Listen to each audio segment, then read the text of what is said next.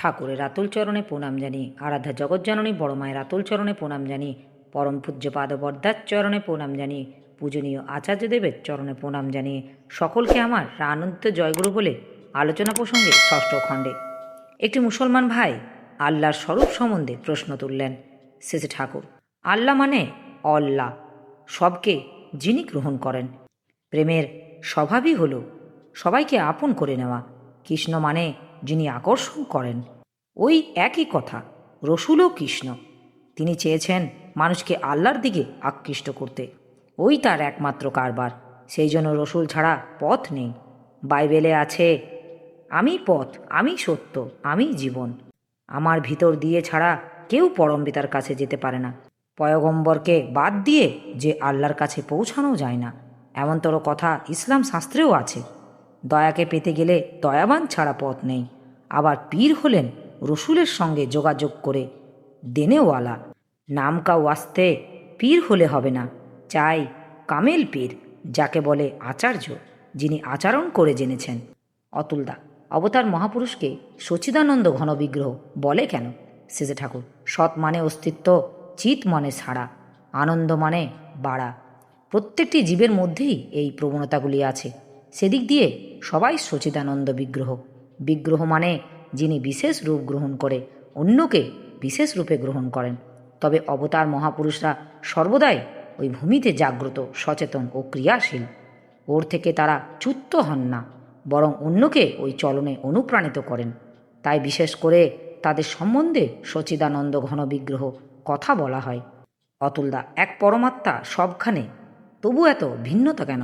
শেষে ঠাকুর, বাপের 5 ছেলের মধ্যে যেমন হয়, বাপের ভিতর থেকে মা সৃজন মুহূর্তকে যাকে যা মেপে দেয় তাই সে পায়। পরম পুরুষ যেমন আছেন তেমনি আছেন আদ্যা প্রকৃতি, যোগ মায়া বা মহামায়া, যা মহামাতাও তাই। ঋজি ও ঋচির যোগাযোগের ভিতর দিয়ে যা কিছু এইরূপেই রূপায়িত হয়েছে। সন্ধ্যা মন্ত্রে আছে স অনৈসুত বিত্তাভি ধ্যান তপস্যা গতি ও অস্তি অধিজাত হইল। স যেন পুরুষ, তার বৃত্তি যেন প্রকৃতি। দুইয়ের মধ্যে আছে টান, কাছে আসে আবার ছিটকে যায়। এই টানাটানি, আকর্ষণ বিকর্ষণ ভিতর দিয়েই কত কি হয়েছে, হচ্ছে এবং হবে, তার ইয়াত্তা নেই। আর যখন যা হচ্ছে তাই বিশিষ্ট, অনন্য, এক ও অদ্বিতীয়, তার আর জুড়ি নেই। লীলার মধ্যে আছে এই নিত্য নতুনত্ব, তাই বিভিন্নতা তো হবেই। তবে এই বিভিন্নতার ভিতর এককে যে দেখতে পায় গাণিতিক পরিমাপন নিয়ে, তাই দেখাই সার্থক। একত্ব বুঝি, বহুত্ব বুঝি না। যে জ্ঞান বোবা, তার বহুত্ব বুঝি, একত্ব বুঝি না, সে জ্ঞান হাবা। এতে সার্থক নিয়ন্ত্রণ হয় না। নবাগত একটা দাদা, সৃষ্টি ভগবানের লীলা, কিন্তু এদিকে মানুষের তো প্রাণ ওষ্ঠাগত। শেষে ঠাকুর, অর্থাৎ সত্তা যদি বৃত্তির কাছে কয়েদি হয়ে যায়, তাহলে সে প্রাণ অষ্টাগত হবেই। আর বৃত্তি যদি সত্তার কাছে আজ্ঞাবহ সেবকের মতো থাকে, তখন প্রাণ আনন্দে নেচে চলে। তাই যা করো বাবা, মূল খোয়াইও না, উৎস ভুলে যেও না, তাহলেই গেছো। লোক সেবা করো, তাও যদি ইষ্টের জন্য না করো, তা শান্তির কারণ না হয়ে অশান্তির কারণ হয়ে উঠবে। প্রবৃত্তির জাঁতাকলে পিষে যাবে, ভালো করতে গিয়ে মন্দই ডেকে আনবে। ইষ্টকে বাদ দিয়ে চোখের একটা পলক ফেলাও ভালো না। প্রশ্ন, সদ্বৃত্তি অসদ্বৃত্তি 2 রকম আছে তো? শেষে ঠাকুর, যার যে বৃত্তি যতখানি সত্তাপোষণী অর্থাৎ ইষ্টসেবী, সেই বৃত্তি ততটুকু সৎ। আর ইষ্টের সেবা লাগালে সবই সৎ, তা না লাগালে সবই অসৎ। অতুলদা, আমার কোন বৃত্তি ইষ্টের অনুকূল আর কোন বৃত্তি ইষ্টের প্রতিকূল, তা ধরব কী করে? শেষে ঠাকুর, আমার নিজের স্বার্থ প্রতিষ্ঠা বুঝি তো। ওই দাঁড়াইয়ে দাঁড়িয়ে ইষ্টের স্বার্থ প্রতিষ্ঠাকে যদি আমার একমাত্র কাম্য ব্যস্ত করে দিই, তখন কষে কষে ঠিক করে নিতে পারবো। কামার যেমন কোষ্ঠী পাথর ঘষে ঘষে সোনা কষে নেয়, ওই হলো বিচারের দাড়িপাল্লা। ইষ্টের স্বার্থ প্রতিষ্ঠা 2 দিকেই বজায় থাকা চাই। চুরি করে টাকা এনে ইষ্টকে দিলাম, তাতে তার স্বার্থের পাল্লা ভারী হলো, কিন্তু প্রতিষ্ঠার পাল্লা হালকা হয়ে গেল। লোকে বলে বেড়াল অমুক চোরের গুরু, তা কিন্তু ঠিক নয়। আবার তার প্রতিষ্ঠা করতে গিয়ে যদি তার স্বার্থকে ব্যাহত করি, তাতেও হবে না। ইষ্ট প্রতিষ্ঠার উদ্দেশ্য এক জায়গায় একটা হাসপাতাল করলাম, আর তার দায়িত্ব চাপিয়ে দিলাম ইষ্টের ঘাড়ে, তখন প্রাণের উপর দিয়ে উঠে যায়। তাই সাম্যসঙ্গত পন্থায় এই দুই দিকেই দেখতে হবে। ইষ্টস্বার্থ প্রতিষ্ঠায় হলো সংসার সমুদ্রের একমাত্র দিগদর্শন যন্ত্র। এইটে সাথে করে নিয়ে যে দরিয়ায় পাড়ি দাও, দিক হারা হবে না। ঘরের ছেলে ঘরে ফিরে আসতে পারবে। বৃত্তি তোমার বাহন হবে। মা ভগবতীকেও কয় সিংহ বাহিনী।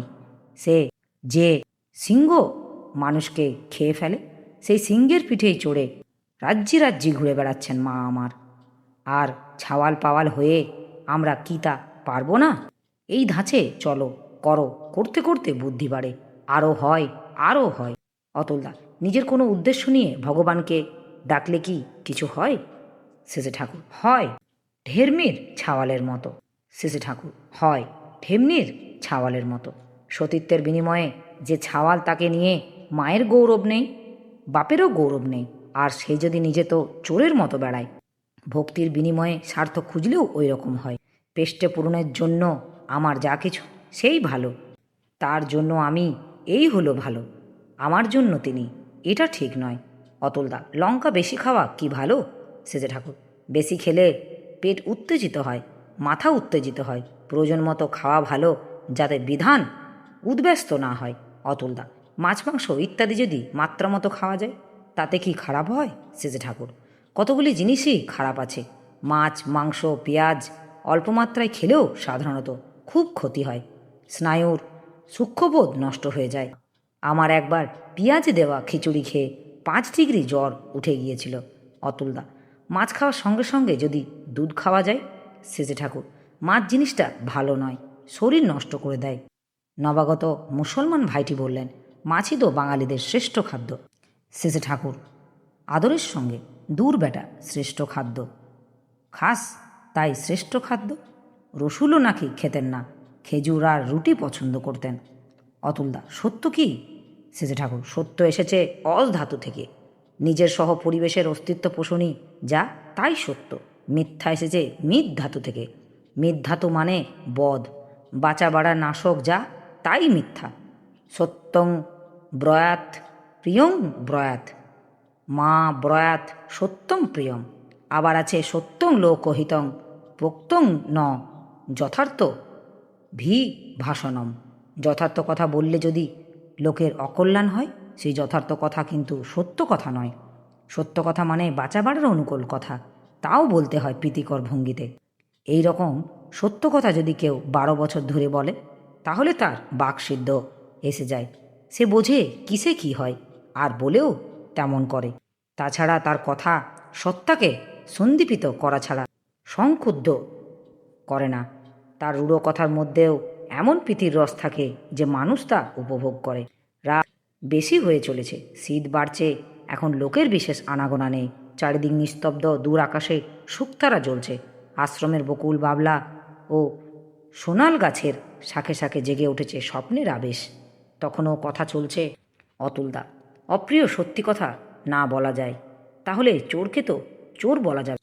শেষে ঠাকুর, চোরকে চোর না বলে তবে সে যাতে চুরি না করে তাই করো। চোর বললে ভাববে, আমার যখন চোর নাম রটে গেছে, তখন ভালো করেই চুরি করি। তাকে বোধ দাও, ভালো করে বুঝাও, ভাই, পরের কষ্টার্জিত জিনিস কেন অমনভাবে নাও? তোমার যা আছে তা যদি অন্যে এইভাবে নেয়, তুমি কত কষ্ট পাও। শাপান্ত করো, তাই লোকের মুন্নি কুড়ানো কি ভালো? তুমি নিজে যদি একটু খাটো, কত আয় করতে পারো। মনেও পুলিশের ভয় থাকে না, দুর্নামেরও ভয় থাকে না। আর যে ছাওয়াল পাওয়ালের জন্য চুরি করো, সেই ছাওয়াল পাওয়ালেই তো কারোর কাছে দাঁড়াবার জায়গা পাবে না তোমার এই হীন কাজের জন্য। এইভাবে কথা কয়ে বুক ভিজিয়ে দিতে হয়, প্রাণ গলিয়ে দিতে হয়। ছেলের বেলায় কি করো? অতুলদা, আমার উচিত কথা না বলে পারি না। সেজে ঠাকুর, উচিত কথা মানে যে কথায় মিল হয়, তা বাদ দিয়ে যে উচিত কথা, তা মানুষকে চোরাবালির মধ্যে বসাইয়া দেয়। এইবার সবাই বিদায় নেবেন। যাবার বেলায় অতৃপ্ত নয়নে বারবার তার চানমুখখানি দেখছেন। মাতৃমন্দিরের সিঁড়ি দিয়ে নামতে নামতে ফিরে ফিরে চেয়ে চেয়ে দেখছেন। আমার এই আলোচনা প্রসঙ্গে কিছু ভুল ত্রুটি হয়ে থাকলে আপনারা আমায় ক্ষমা করবেন। উপস্থিত দাদা, ভাই, বোন, মায়েদের আমার রানন্দিত জয় গুরু।